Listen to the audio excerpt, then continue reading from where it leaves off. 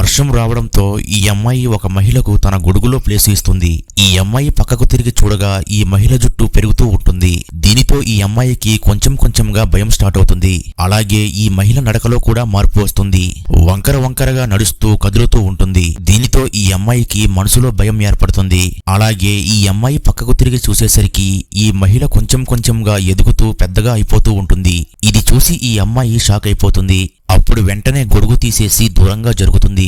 ఇది చూడగానే ఈమె మనిషి కాదు దెయ్యమని ఈ అమ్మాయికి అర్థమవుతుంది. అప్పుడు ఈ అమ్మాయి తన దగ్గర ఉన్న టార్చ్ లైటును తన ముందున్న ఈ భారీ రాక్షసిపై వేసి చూస్తుంది. అలాగే ఈ అమ్మాయి భయంతోనే మా ఇల్లు వచ్చేసింది, ఇక్కడ నుంచి నువ్వు ఎలాగోలా వెళ్ళిపోవని చెప్పి ఈమె నుండి తప్పించుకుని వచ్చేస్తూ ఉంటుంది. భయపడుతూ ఉన్న ఈ అమ్మాయి వేగంగా నడుస్తూ ముందుకు వెళ్తూ ఉంటుంది. అయితే కొంచెం దూరం వెళ్ళాక ఈమె వెనక్కి తిరిగి చూస్తుంది. అప్పుడు ఆ భయంకరమైన రాక్షసి వంకర టింకరగా నడుస్తూ పెద్ద పెద్దని అడుగులు వేస్తూ ఈ అమ్మాయి దగ్గరికి వచ్చేస్తూ ఉంటుంది. దీనితో ఈ అమ్మాయికి భయం వేసి అక్కడ నుండి పరిగెట్టుకుంటూ వెళ్ళిపోతుంది. అలాగే అక్కడ ఉన్న ఒక షాపు వ్యక్తికి ఈ రాక్షసుని చూపించి ఈ అమ్మాయి అక్కడ నుంచి పారిపోతుంది. తర్వాత ఏమైందో తెలియాలంటే వీడియోని లైక్ చేసి పార్ట్ 2 అని కామెంట్ చేయండి.